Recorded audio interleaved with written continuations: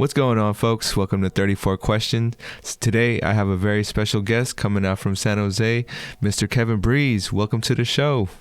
Hello. Thank you for having me. Thank you for coming on, man. I definitely appreciate your time and just your openness to come on and, open yourself up to the world and be on the show. So I appreciate it. Thank you very much. No problem. All right. So for those out there who may not be familiar with the flow of the show, we do some intro questions just to set the tone. Then I have a little icebreaker for the guest. And then we go into the main meat of the questions, and then we finish it off with a concluding question. Sound good, Kevin? Yeah. Gotcha. All right. So my first question for you is, how have you been? And how you doing, man? I don't think I've seen you in a while. You doing well, or you going through it? How you been? I feel like every hour, honestly, is like a different thing. Yeah, I got you. I mean, this specific week has been honestly like crazy. So it's like you're probably going to get a lot of like very interesting answers. No worries. I like that. I appreciate that. Yeah, I mean, I've been okay. I've been handling, I think it's that like normal sense of anxiety that kind of like hits you every so often. But like, I think I'm handling pretty well. I switched to my meal prep service, so that's cool. That's exciting. What would you change to? Like, what was it, and what'd you change to? Oh, I did. Oh my god, I forgot I think I did Fit Body Meals. They're based in like I think Blossom Hill, which is like South San Jose, Okay. and the thing is like they didn't really like keep track of any of the nutritional. I see. Yeah. And I was like, well, like I don't know how to like model the rest of my diet, so I'm like, okay. So I just switched to something that actually like showed the label and stuff. So. Gotcha. For sure. How have you been meal prepping for a while? So I don't cook, and I kind of don't have time to cook. Yeah. Well, that's kind of why I feel like I don't have the energy to learn to cook, if that makes sense right now. So, yeah, like I've been doing it for the past year though. Like I really wanted. I think when COVID hit, I was like, okay, what do I have control over? My health. So that's kind of like I decided to switch over. For sure. How do you think doing the meals have changed your diet in a way? So I know that it's very cliche for people to say like diet versus like it's a lifestyle, and it really is a lifestyle. So I feel like it kind of goes. It's just something that like I think about every single time that I'm eating and stuff. How many calories is this? And it's not like I don't like be like, oh, I can't eat the brownie and stuff. I think it's just like being able to like portion it out. Like if I eat a brownie, then just don't eat a lot later on or something, like balance it out. I see. I got you. My second question for you is, what would you like the audience to know about you? I don't know. I feel like I'm a very introverted person. Overall, like I enjoy conversation, like one-on-one conversation and stuff. But I think the one thing I kind of want people to know is that I think I'm just like a very multi-layered thinker. I guess a little bit. I have a lot of different like modes that I get into, whether that's like getting into my like nerdy mode or getting into my like business mode or getting into my like party mode. Like I have so many different like switches, and I don't like being categorized under just one of those. And it's like, it's all me. And I think it's just getting to know all sides of me is when you are able to get to know the true me. That's what's up. I think I definitely relate to that. I guess we have, like you were talking about, we have our different zones, and it all depends. Sometimes time and place, or what the situation calls for. But yeah, I definitely feel you on that. My third question, this is a new one, and I feel like I've only done it for past couple episodes. Not everyone's got to answer it, but for you, how would you like to be honored? If there was ever a case where like, I want to honor Kevin today, how would you like to be honored? Yeah. Damn. Yeah. Okay, this is kind of hilarious because I like thought about this in a very morbid way in the past, where I was like, I created this like this dance concept video, where at the end it's like everyone looks up and then it fades to white and stuff. I was got like, you. if I ever like knock on wood, like pass away for non-natural reasons, like Yeah. I want to play this video. But the way if I had to be honored, or is that the word? Sorry. Yeah. Honor's the word. Okay. Yeah, like I think in a more like physical form, like I would love to have like a dance and stuff like that. That is mine and that I can call my own, because I think having been a part of that community for 10 years, it just seems right.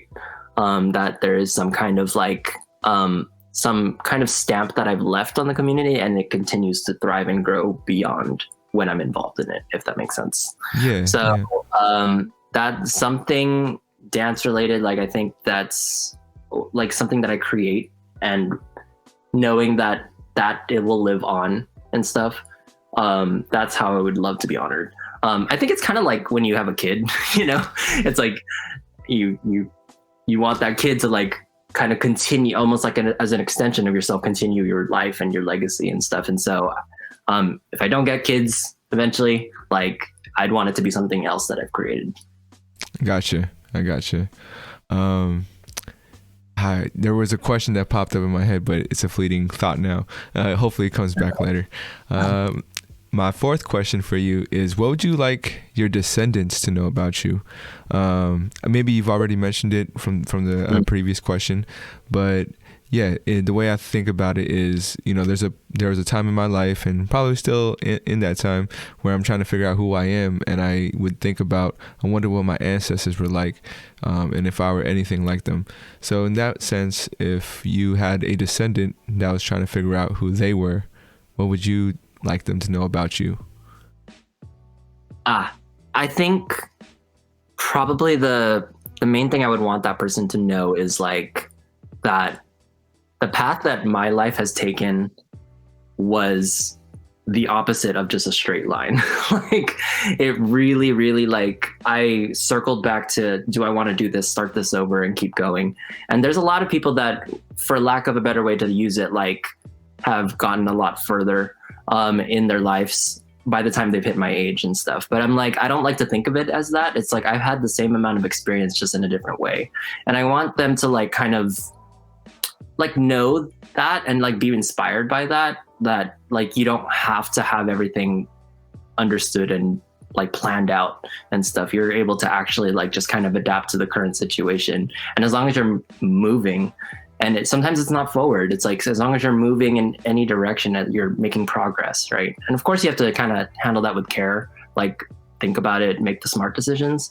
But at the end of the day, sometimes the best way forward is to take a step back. Like, I think that's kind of like my main thing I would love for them to kind of like know about me, is just how my life panned out a little bit, so that they can kind of take solace in that and know that it does get better eventually. For sure. I think that was some great wisdom, that not only descendants, but I think everybody needs to hear sometimes, you know. But for sure, thank you for sharing. My fifth question for you is, how well do you know yourself? And if it's hard to put into words, you could do a scale from 1 to 10. Ooh. I think I know myself better than I think I know myself. And let me try to let me like explain that. I think there's a lot of moments where I get to be in denial of like thinking I am this type of person and stuff, right? And eventually realizing sometimes it's like saying, I'm only saying that because I know that that's what the world wants, you know? But like, it's like, I actually know in my heart that I am this type of person, you know, like I am this side. And that can honestly takes a lot of forms and stuff. But I think I know myself pretty well to know like what, like I truly feel. And sometimes it's hard for me to actually like express that. But I think I know like just like in my thoughts and stuff, like who I am, how I feel, what I like, what I don't like, and stuff. I feel like I know myself pretty well. If I had to put a number, I mean, I would still say 8 because I feel like you can always learn more. Yeah. But yeah, I'd say 8. For sure. I mean, I thought that was a great explanation about it. One question that popped up in my head is, what is a hard line for you as far as something you just don't like? And it doesn't have to be anything crazy. It could just be something simple. But yeah, what is something that you're just like, that's not for me. Don't want to be a part of it. I am, walking away. What's that hard line for you?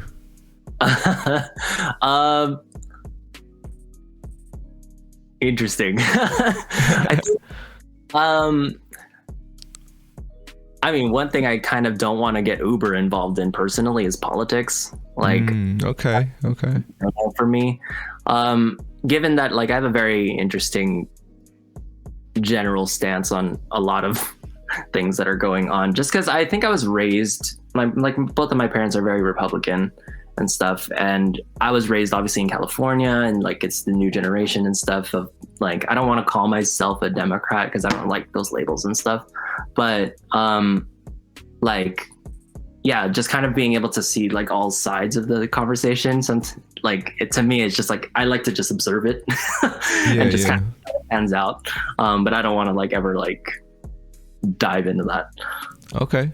On a positive, more lighter note, what is something that you enjoy and that you could just see yourself enjoying, for the rest of your life, as far as like one of those positive hard lines, like, yeah. I think dance will forever give me joy.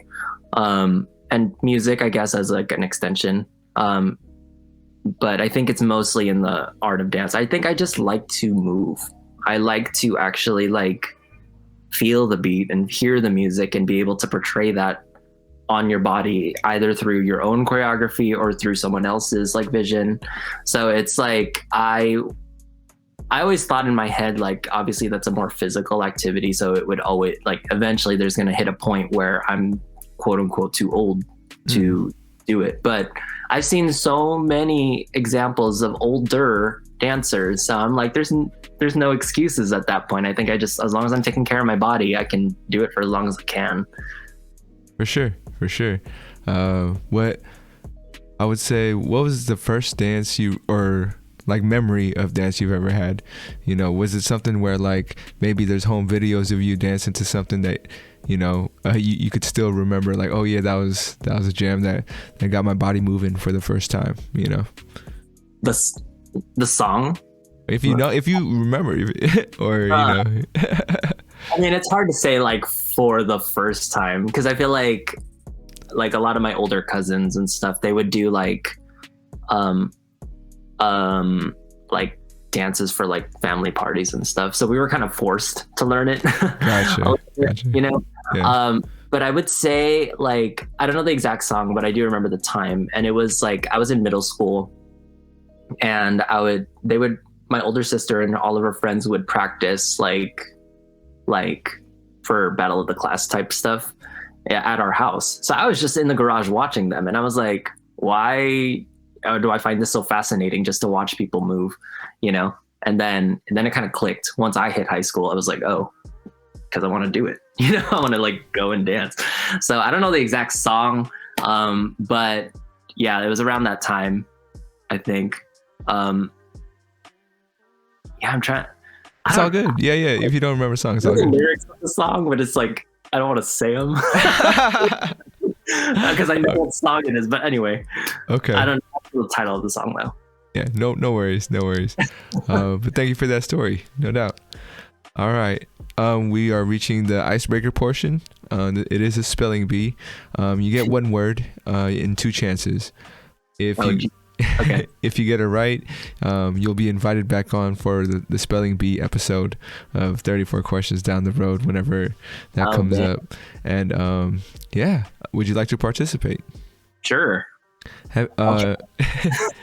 And if you have heard this question before because you've seen a previous episode, let me know and I could give you a different word. But the word is liaison. Okay. Ooh.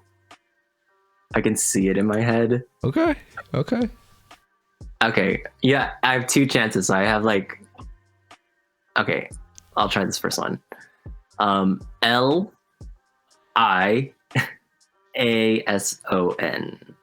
You got one more Yeah. chance. You got one more chance. And the hint is it's a letter that's right in the middle of the. Most people can like guess what you just guessed, and there's this one letter in the middle of those 6 letters that everyone seems to miss. But yeah, go for it. Okay. Let me see again. Linkason. Oh, you got it right. Yeah. Yeah. No Like, spell check.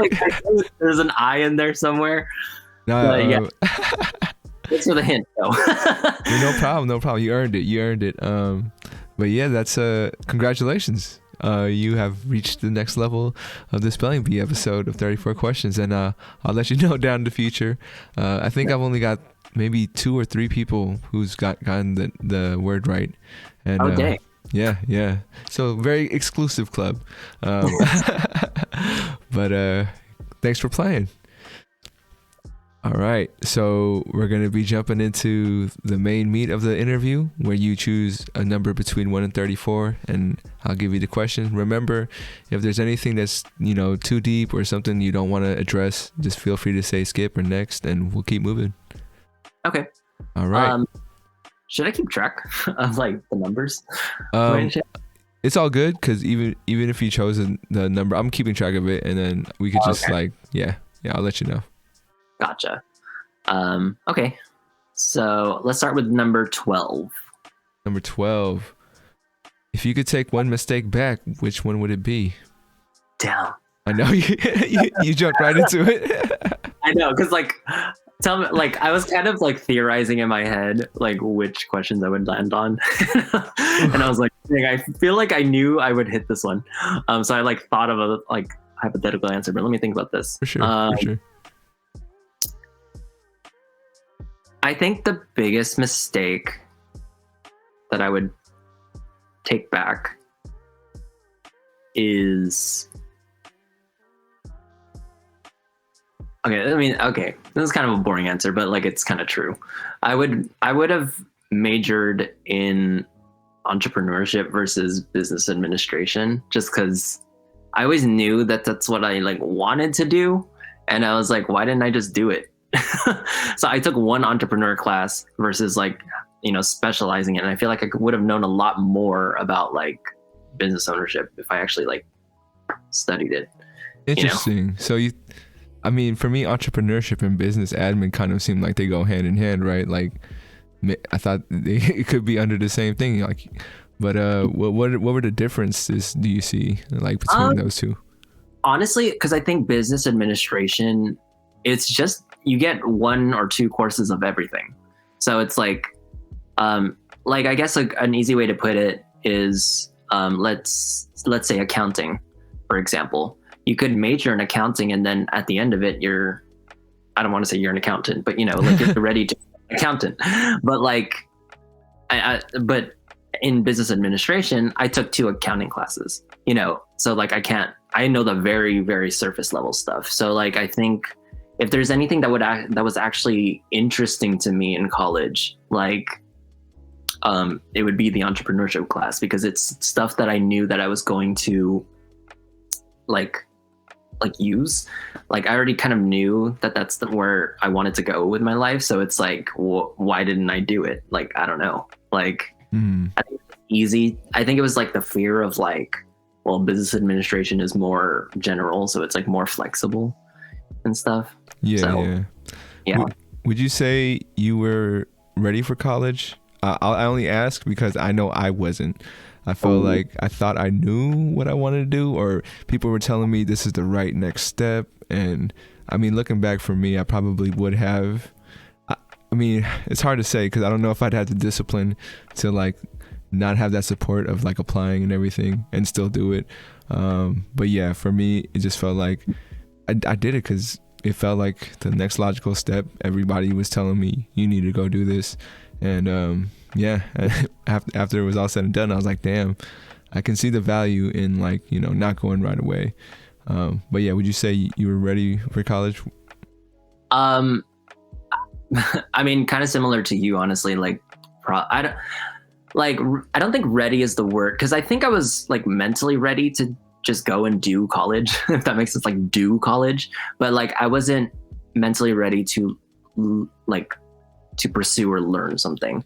I feel like I wish that I had taken maybe a couple of years to like just take a step back and just like really know what I want to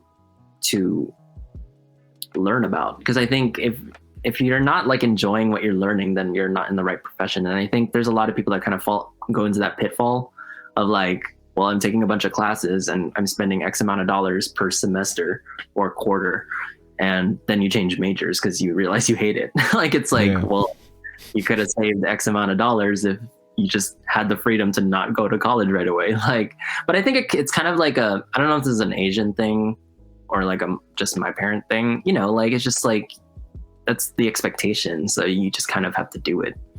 And that's how I felt. Like, I was like, it was like a checklist. It was like college was like another homework assignment of my life, if that makes sense. Like, I just needed to. Yeah. The homework assignment of life. It's like a milestone, right? Like something you need to accomplish. And I mean, you were saying if it's like an Asian thing or you know, your parents' thing. I think it's like an immigrant thing too. You know, like a lot of people move out here for better futures for the kids, and going to college and graduating is like a big mark for them. You know, it's like we did it kind of feeling for our folks too. You know. Yeah, I definitely felt that too, because I think I've never seen my parents like more proud of me than the day that I graduated college. And I think it was like that you're right in that it is a lot for like, it is a milestone for like everything that they've gone through to get to this point. So yeah, I never like thought about that, to be honest, but it's like, now that you say it, it makes total sense, because I've felt that, you know. No, I feel you, man. And sometimes it's hard to tell with your parents when they're proud of you. So when you get those rare moments where it's just clear and you know you're feeling that love and energy, it's like, okay, you know you worked hard for it too. So it's like you're all finally on the same page after so many years of being on different pages. So Definitely. Go ahead and throw me another number. All right. Let's do 15. What change would you like to see in the world? I mean, this is like, I guess this is a very timely thing right now with everything going on with the AAPI community. But I just want, like, how do I describe it? I just want people to just like love each other, you know, like, I don't know. It's like not, if you just educate yourself about like other human beings or just be empathetic of other human beings, it's like it answers itself of why like biases and racism and like all these things that are going through certain people's heads, like why it's a wrong thing and why it's something that you need to kind of like think about, you know. I think it's realizing that like everyone is human. It's like you're a human being, and that is a person that feels and thinks and loves and stuff. And it's just like, I think more empathy in the world would definitely do so much to help it and improve it. Yeah, and I mean, it's kind of like Raya and the Last Dragon. I don't know if I haven't seen it. Oh, okay. Well, there's a message of like trust and stuff, or like taking the first step or something like that, and like that's kind of like something that really like spoke to me. But yeah, I think it's taking that extra initiative to be a little bit more empathetic and just educating yourself, you know. What do you so you think education is the biggest barrier to that, as far as like building empathy? I don't know. I actually don't know if they're like connected in that way, to be honest. I don't know. I haven't like thought about it that far. For sure. I mean, you take your time. I mean, I don't want to say it's the biggest barrier. It can't, but it can be, you know, like, I mean, just even, I'm kind of almost speaking from my own experience too. Again, just kind of in my upbringing, right? Like I was brought up to think very Republican, I guess. I'm just bringing this specific point up to my understanding and learning of the LGBT community, right? Okay. Where Yeah. I was like, something as simple as like, it's wrong. Like, and I was just taught that it was wrong. But once I like realized that it wasn't, and then I was starting to be able to like understand that and then accept it for myself. So it's kind of like, I'm just kind of pulling from my experiences a little bit with that statement of like, you know, creating empathy. I think something even like I realized for example, like growing up, I was like not a believer of the bisexual community for whatever reason, but like obviously, like I educated myself and understood that it's a valid way of living and valid sexual preference and stuff. And so it's like, it really, for me, it was like, in order to be more empathetic and understand others and like to not treat others in a certain kind of way, like learning more about them allowed me to do that. You know, and it might have been easier because obviously like I'm a member of the community, but it's like I that's kind of where that thought process comes from.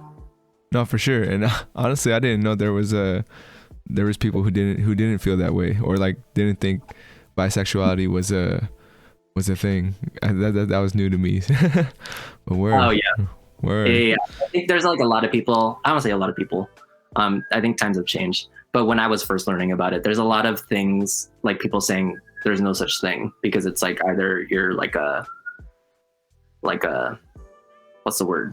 It's just like, I don't know. People said some really bad things about it. Like it's just an excuse to wow, blah, blah, blah. You know, like it's like a lot, you know? And I think it's just something that like I didn't think all those thoughts in the past. Like that's not what I thought. Like I think it was just more like, I was a believer of like, oh, like it was black and white, like you're gay. Like there was, and then it took me understanding and learning a little bit more to hit that middle, you know, and everything else around it in the spectrum. So I got you. Yeah, no, that was just a trip. That was new to me. That's why. But for sure. Oh, how'd you like Raya the Last Dragon? I haven't seen it, but what's your take on it? What's my take on it? Well, it's interesting because I feel like I'm a little biased because obviously it's like, you know, representing Southeast Asians, but I think it's great overall. I feel like it's a movie that would have been better for an older audience. I don't know if that makes sense. Like if it wasn't a PG, like if it was like a PG-13 rated movie, if that makes sense. Okay. Yeah. And was made to be longer and like dive a little bit deeper into all the meaning and stuff. I feel like it could have been better because but it handled its message and its like pacing really well. And I mean, Raya herself is like such a badass. Like it kind of makes up. Like the fighting that they have in the movie is so like visceral. Like they actually like when you punch, like you feel the impact of their punch. Like it's like crazy, and it's like these two like Asian women just like duking it out. I don't know. What's up? Yeah. So I mean, I'm assuming you were a fan of Avatar, but The Last Airbender. Yes. How much was it like similar and different to Raya? Because that's, you know, I saw some similarities through the trailers and whatnot. But yeah, would you say it was, how similar and different were they?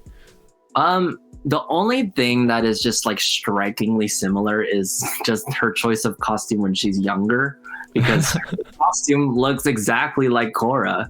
Oh, that's funny. Yeah.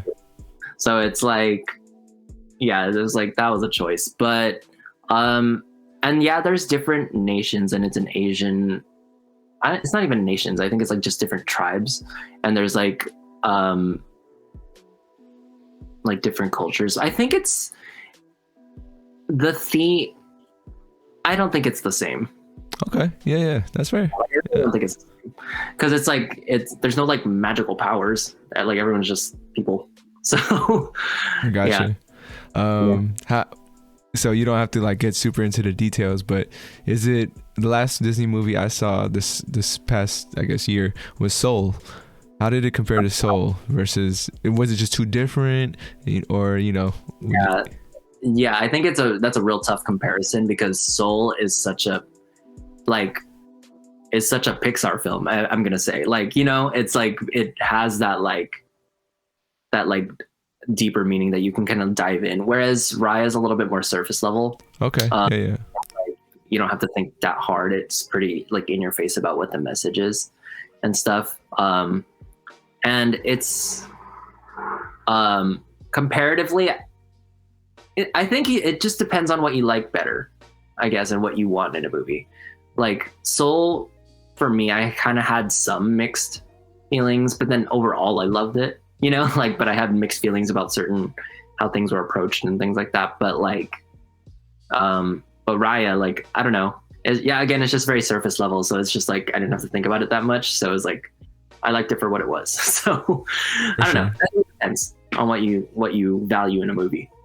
I got you. I mean, I'm trying to think. Soul, I just thought like the whole, I mean, the afterlife aspect, the theories that they were kind of putting out there as far as what even before life kind of looks like.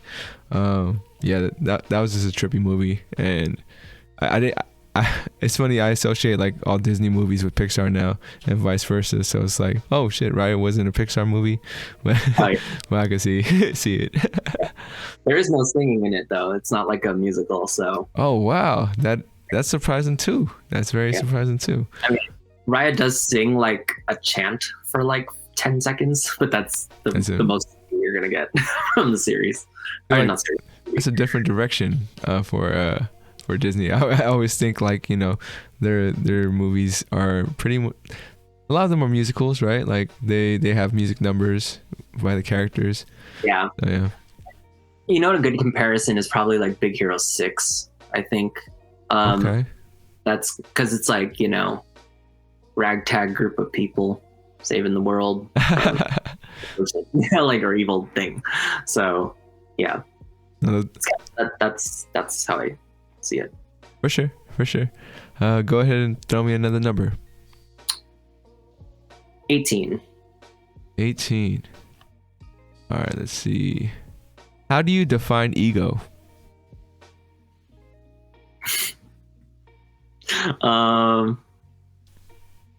Damn.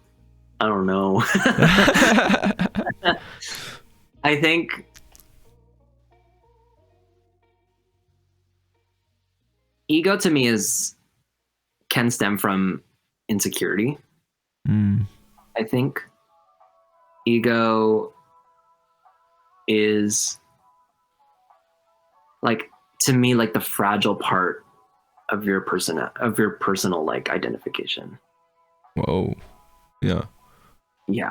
I like that's probably the best way I can say it. How would you say your ego has helped you?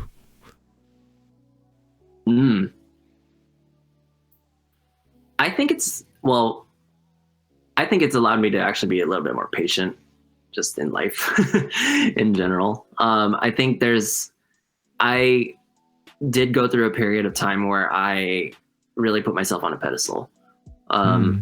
Like, to be honest, like I think I thought I was like top dog or whatever, but just because I think it was more like just circumstance. Like I just happened to be like president or like in leadership, or like I was always in like a leadership position. And I think it was that's why I would always had felt like I just kind of empowered myself to do all of that. But then it kind of closed me off to be a little bit like, just like listening to myself. But then when I guess, for lack of a better way to put it, like I've gotten into contact, I guess, with more people that I consider more my equal, like not that I didn't think of, like, again, this, I guess that's why it wasn't an ego thing, you know. Like, it really like shot me down a peg, you know. I was like, you know, I'm not, can I curse on this? Oh yeah. Be yourself. Be yourself. That's what it is. Yeah.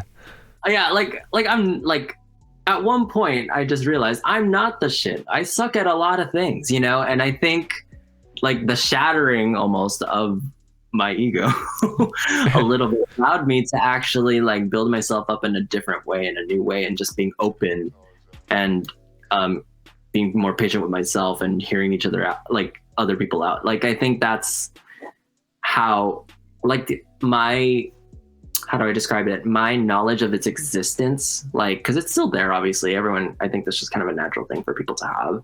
Yeah. In any circumstance. But my knowing that it exists for me allows me to keep it in check, if that makes sense. So that's kind of how I feel like it's helped me a little bit. Is like, it's allowed me to kind of, I think it's just more like the knowledge of knowing that it's there allows me to set it aside so that I'm able to be more open to hearing other people. I got you. I mean, honestly, man, like, since I've known you, I don't think you ever came off that way as somebody who put themselves up on a pedestal. This is like, and I think this is like more of like an internal thing, because honestly, I never like said out loud, like, you know, I'm like, I don't have that type of personality. But in my head, it like, here's kind of an interesting example, and this is like maybe high school, even middle school, more high school. Like, if we're collaborating on a project or something, like if it was like me and like one other person, I would think that I'm better or whatever. And so I would listen to them, and then they would be like, oh, I have this idea. I'm like, that's cool. But like, and then it was just always like, let's go with my idea. I don't know. Like, I was kind of, it was a lot of like more internal stuff. I'm like a very, like, as I said, I'm more introverted, but I also keep a lot of like thoughts to myself too. So it's like, a lot of times I'm pretty good about like, you know, again, keeping everything in check. But yeah, like, I don't know. It was a long time ago. I think it was like, I think it's something that I just like really, really left in the past, you know, that side of me. I feel you. Yeah, for me, ego is a trip, because like, you know, I keep it in check in the sense of, you know, trying to stay humble and trying to be like, you know, yeah, I'm not the shit. And it's a balance, because for me, like, I still have, the big part of my ego is basically feeling like I can do it. I can do whatever I like really want to do. Like, that's just how I feel like that.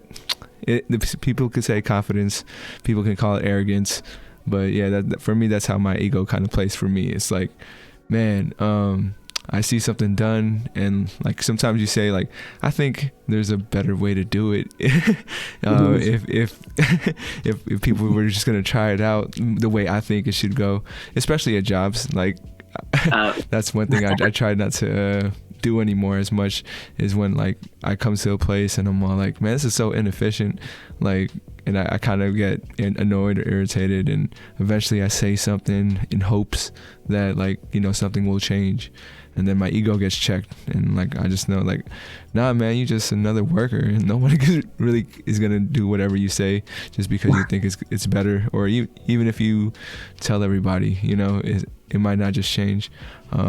But yeah, ego's definitely it's a balancing act that we all kind of, even when we're aware, you know, it'll just take over sometimes. And yeah, that's all I gotta say about it. But yeah, throw me another number. 4. What do you wish you could unlearn? Oh, wow. Yeah. These questions. Damn.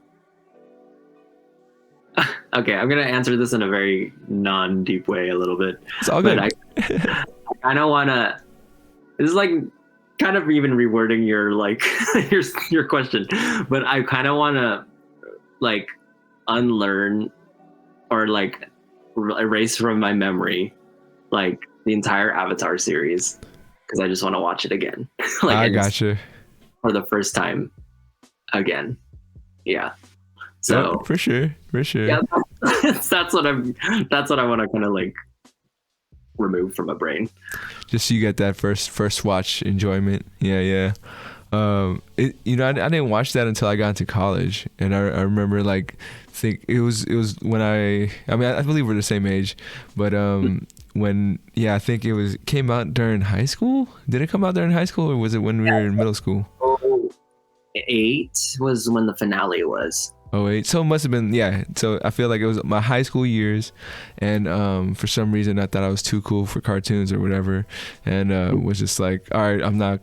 That's past my generation. I was so stupid to think that way.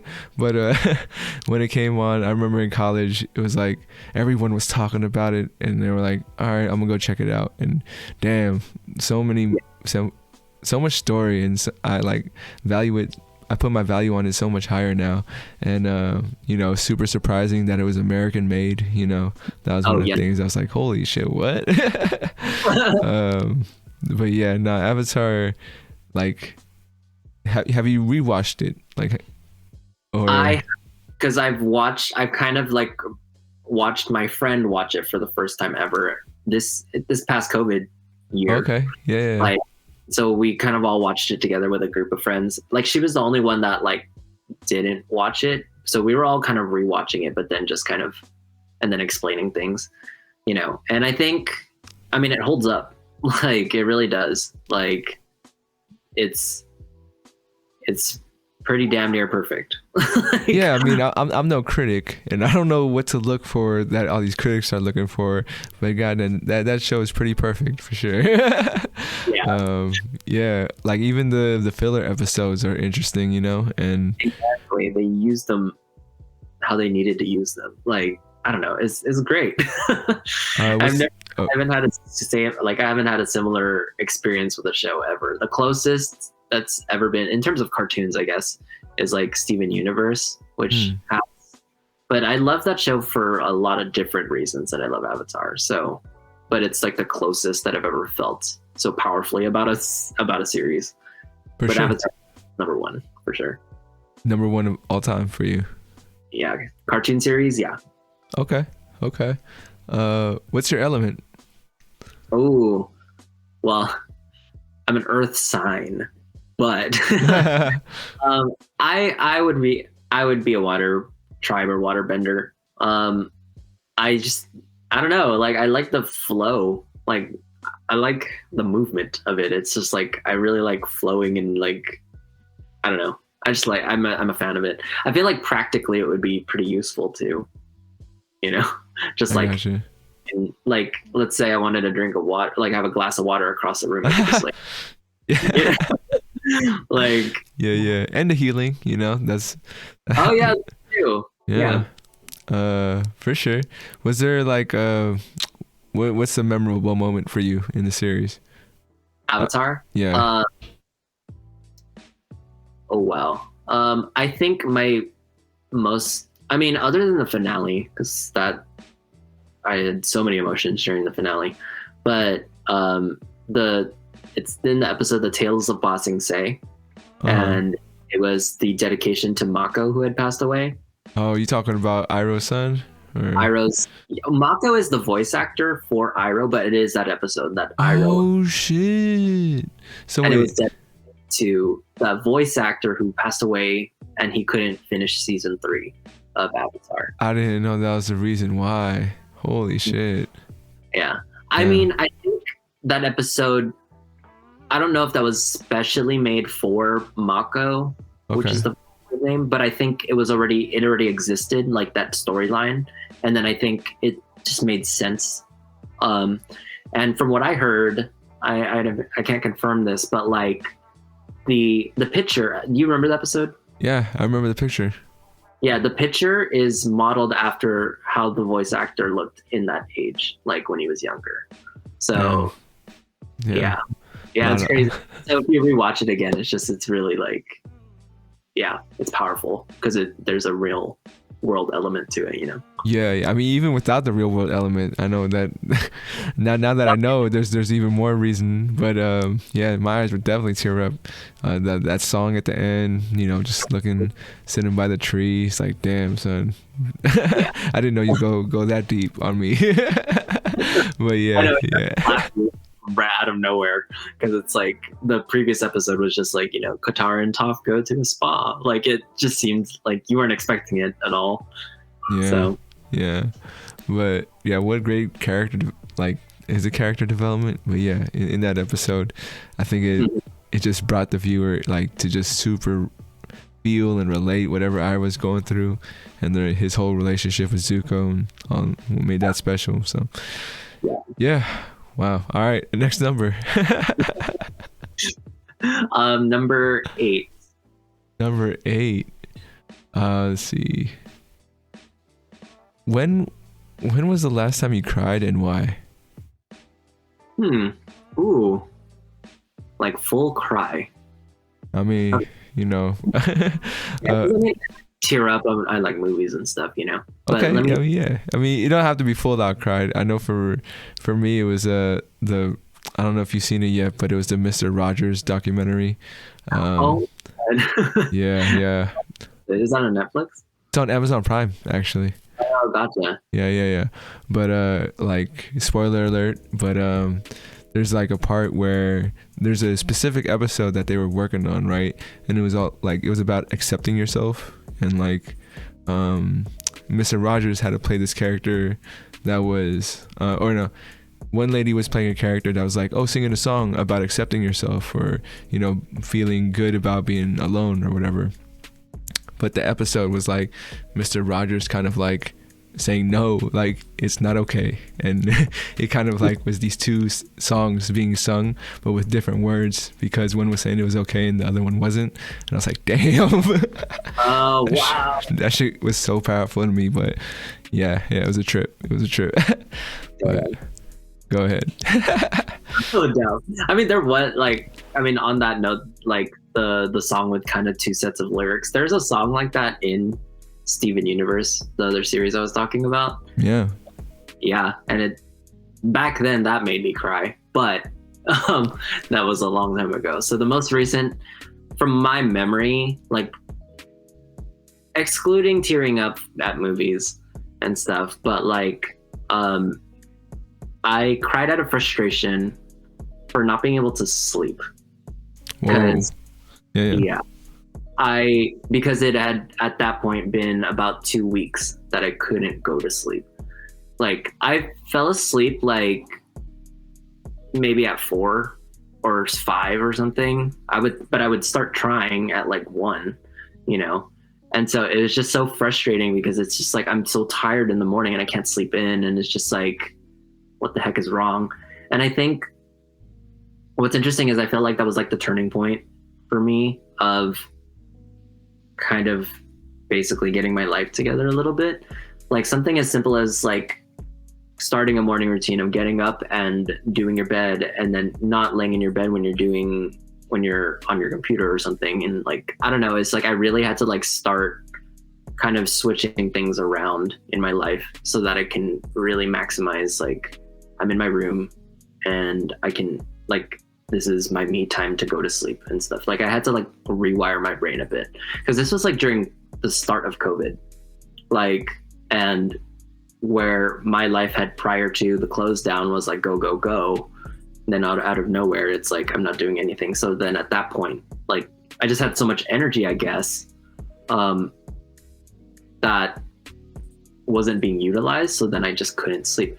So the only way that I could fall asleep for like a couple weeks after that was I had to do ZQL, like melatonin, like really heavy melatonin. And I'm like slowly starting to pull back on it. Like I do like gummies now.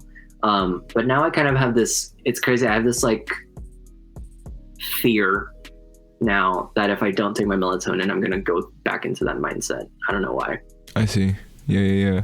I mean, that's the hardest, like, as far as trying something new to help with something, and like what happens when that thing is gone, you know? I, as a smoker, I know exactly how that feels. Yeah, it's, well, thank you for sharing. I know, like, it's not always easy to talk about these things. Two is just like, you know, I don't, I guess I've been lucky to always just be like super tired and not have trouble falling asleep. Like, I know there's a lot of people who do, have challenges doing so.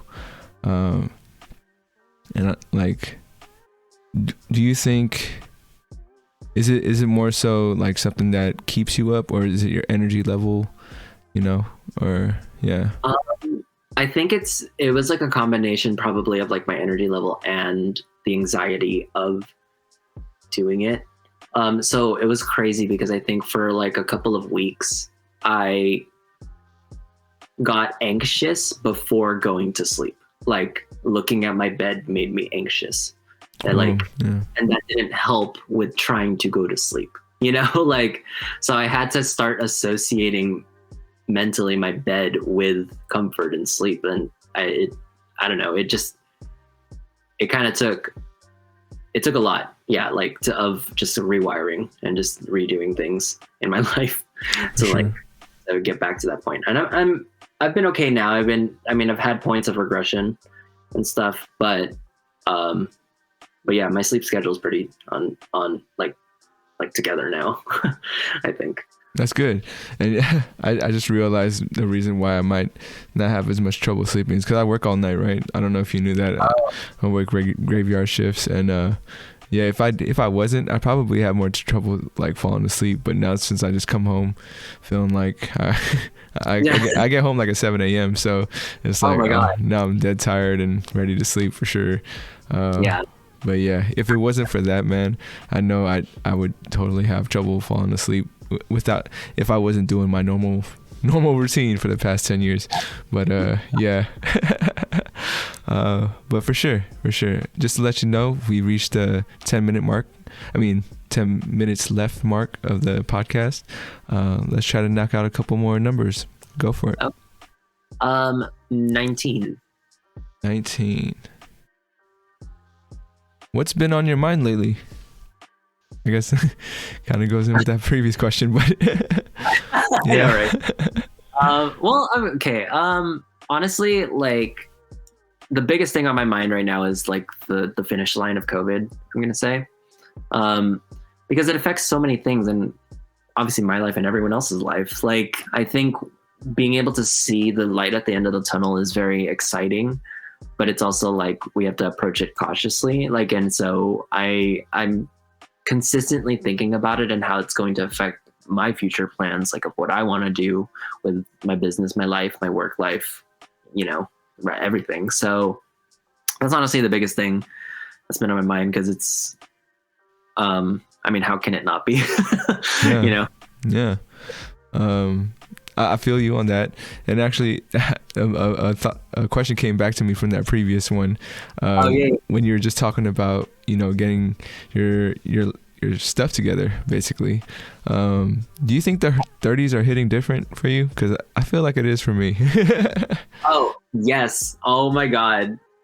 Like, I think that was another thing about this past, well, I just turned 30, but like, when I turned 30, I'm like, damn, for me, it was like a really big milestone in terms of just like life. I felt like I was like, damn, I'm like close to middle-aged. Like, am I considered middle-aged? Like, like, yeah. What is this? So I don't know, like, and I don't feel like an adult, yet.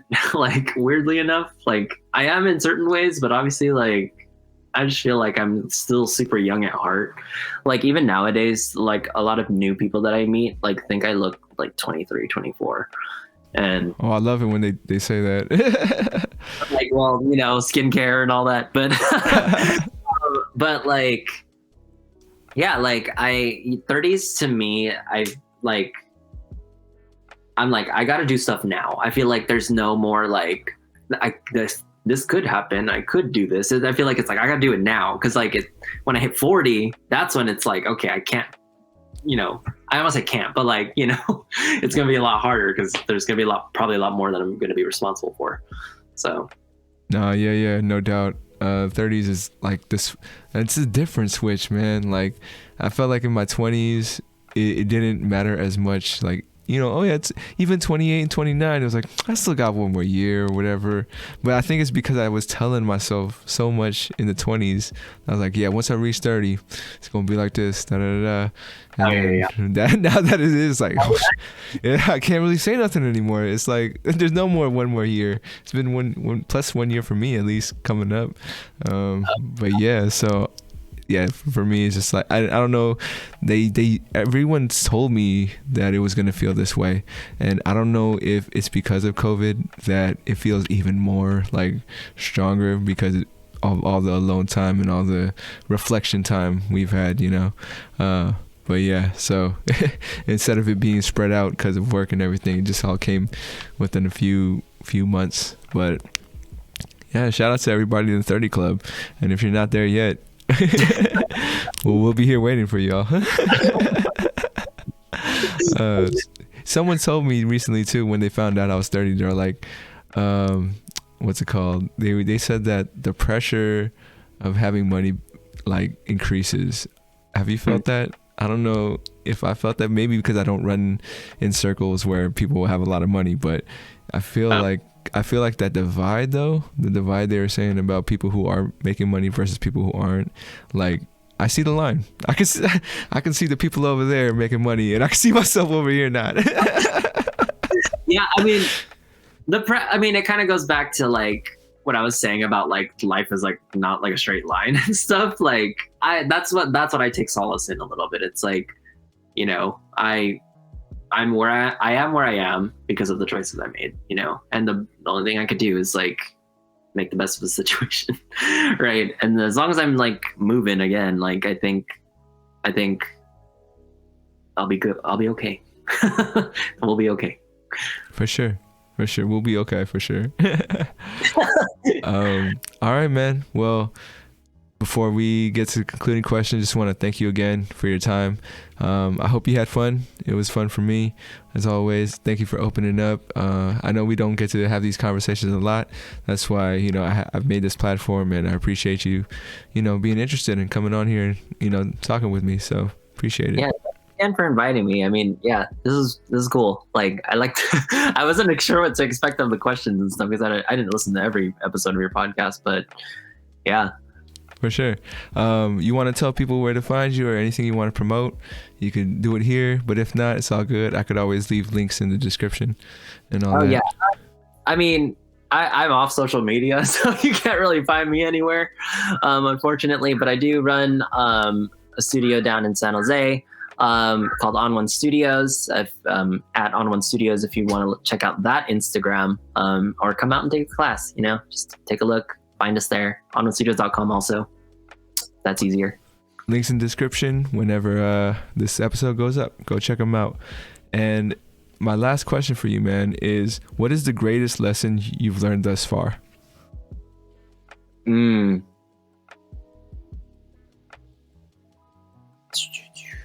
Greatest lesson that I've learned thus far.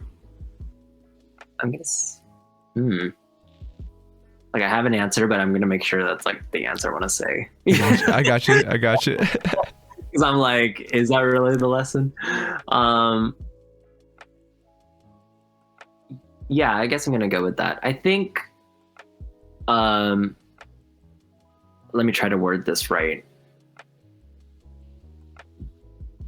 Don't take your happiness for granted, I guess. I feel like I've been in a lot of situations where it's like I'm giving a lot of myself and giving and giving and giving.